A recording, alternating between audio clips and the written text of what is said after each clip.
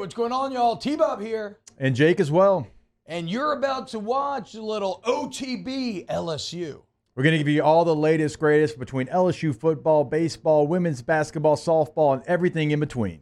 Bottom line, if you want to talk Tigers, keep it locked, subscribe, like it, and we hope you enjoy this. So here we go. So Bill Connolly, who I love, he's a man for ESPN who tries to make Bill. I just think he does great. Look, I love Bill. We have him on weekly. Yeah. Okay. Exactly. Right. So you need to stop hating on your boy because he's awesome. Okay.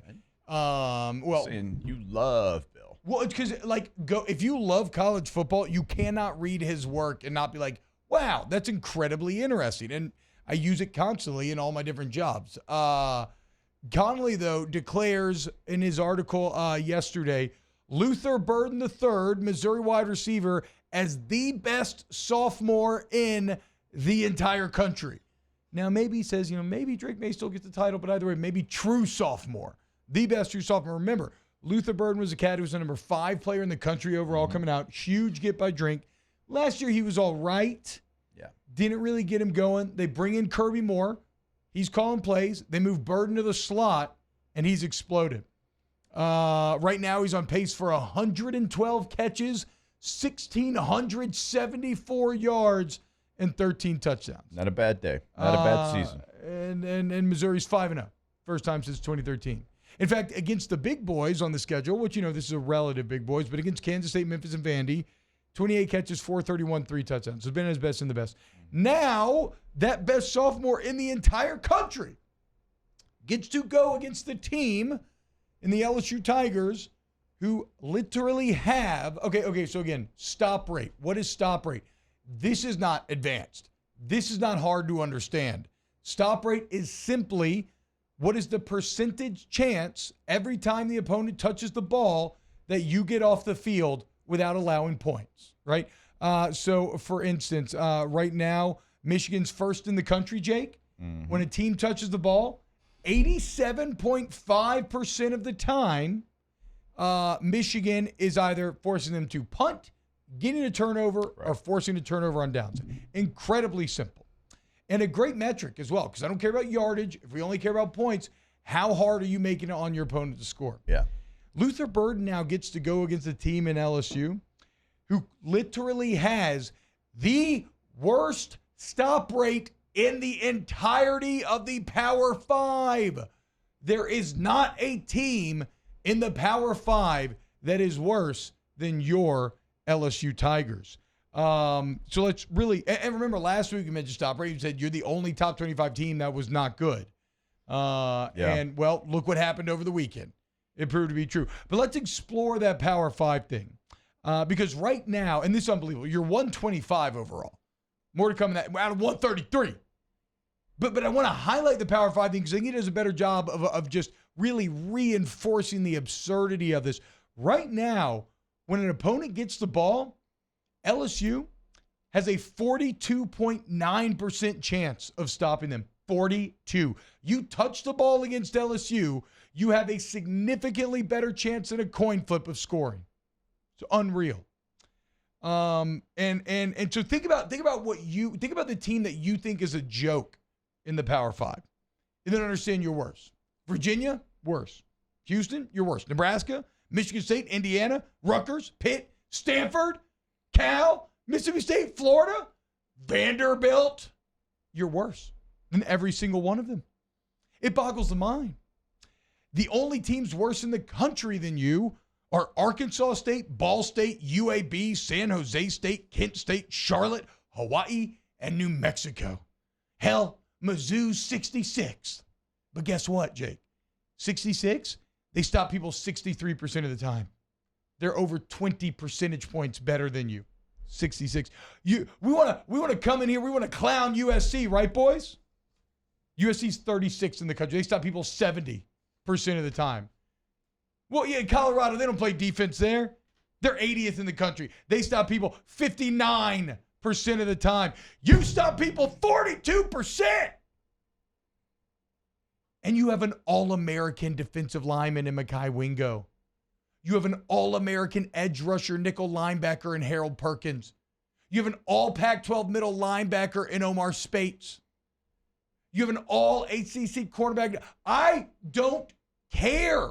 I do not care how young or inexperienced or untalented the secondary is. It is a failure to be last. And it's not all on the personnel. I'm sorry. I know Mekhi Wingo's good. And when I don't see him make a single play against Ole Miss, I'm putting that on the coaching. Like, the players bear culpability, but there is no way that you can have some of the players that you have on this defense and be dead last in the Power 5. It's a masterclass of failure. It's mind-boggling. If they felt like they were getting coached up the right way, Pete Jenkins wouldn't be back. Yeah, true. I mean, that's a sign that tells me that they see things that need to get better, and like on an elementary level. Yeah. You know what I'm saying? Yeah. I mean, you pointed it out. You watch a tape. You saw them a yard and a half off the ball. Insane. Where'd that come from? Huh. The hand fighting, the constant, like, I'm going to stay on you. I'm just going to push you, and I'm going to stay right here, and I'm going to stay engaged because I'm not going to let you try to big boy me.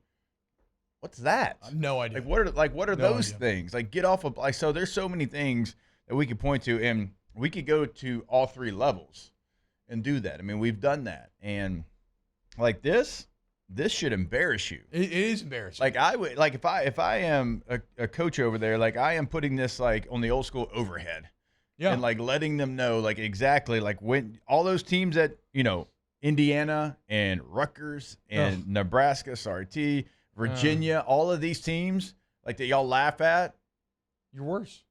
They're better than you. You're worse. You're literally worse than all of them. Like, think about that. Like if you give up 58% on third down, that's bad.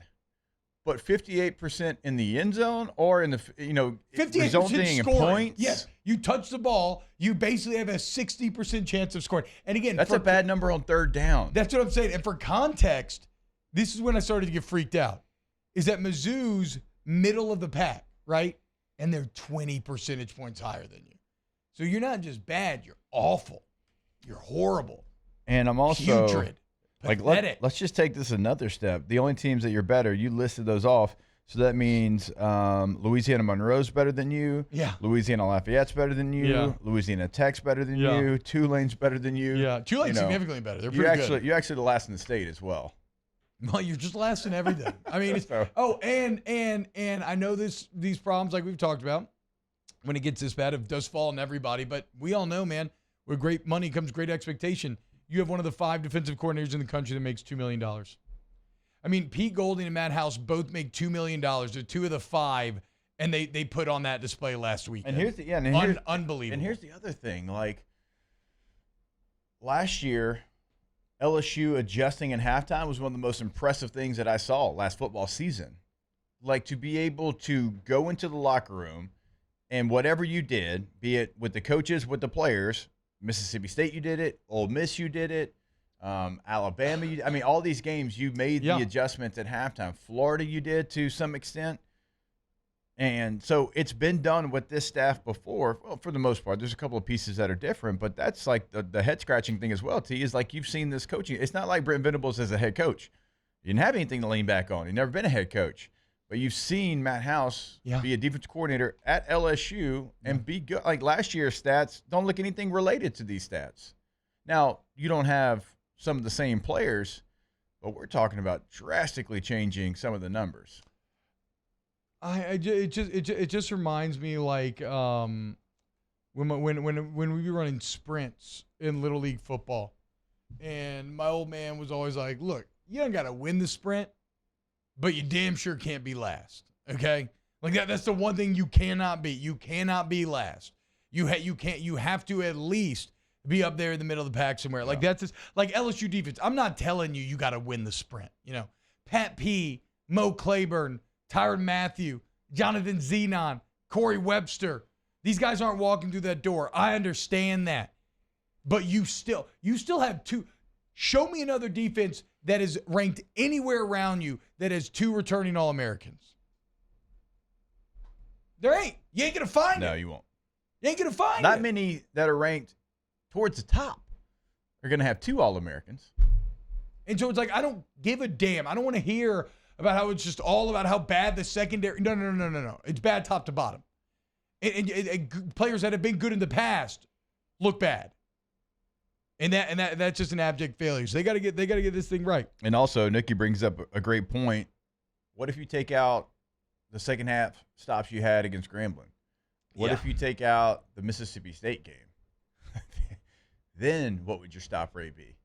What would that number look like? I don't think you want to see that. That's number. true. And I remember, and that's what's kind of funny because that's even on Friday when we were running through all the awful analytics. Somebody in the chat said it doesn't feel that bad, and I was kind of with him. I'm like, I know, right? Like you had a good Mississippi State game, you had a good Grambling game. Like, this is surprising. And well, lo and behold, it actually continues to be that bad. So I don't want to. Dane Bergeron, shout out for your service, Dane, says your old teammate Brandon Taylor gave a great analysis of the defense last night on another show. You should get him on. We should get BT on. That's true. We need a DB. We need some of these defensive stalwarts to come in here and break down what they're seeing, what's going on.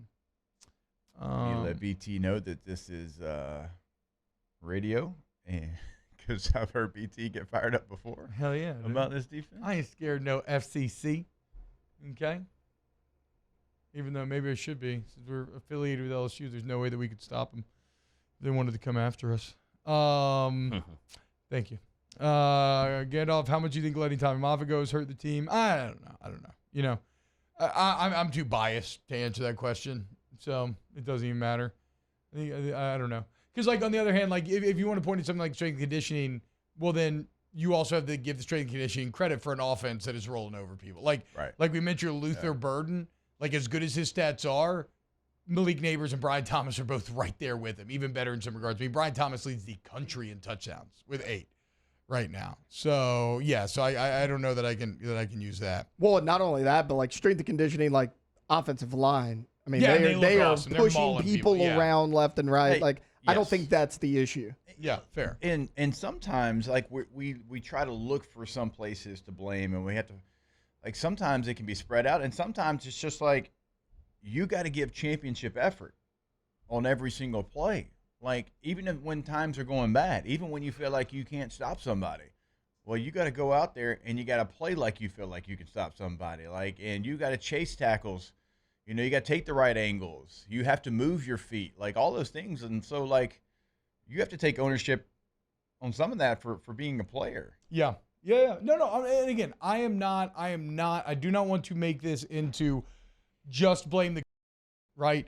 But BK in his press conference was pretty just blame the players, you know, saying, it's like, what are we going to do? Like, we got young guys that never played before. And I get that. But what I'm saying is, it's not this bad without the coaches also. That's what I'm saying. Everybody's got a hand in it. The players are playing awful, and the coaches are coaching awful.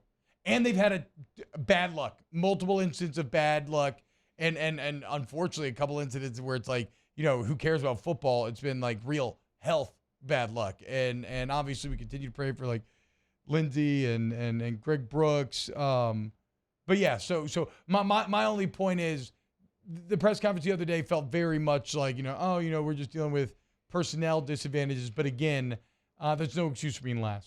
Not when you have 2 returning All-Americans. I mean, not to these numbers. I mean, if you were in the middle of the country, like, still we'd have that conversation. But, okay, your offense is top in the country. Yes. You're in the middle portion. Man, you got to get better if you want to get to where you want to get to. That's a different conversation. When you're only ahead of Arkansas State, Ball State, UAB, San Jose State, Kent State, Charlotte. A lot of people probably found out Charlotte has a football team, Hawaii and New Mexico. And yeah, that's a completely different conversation.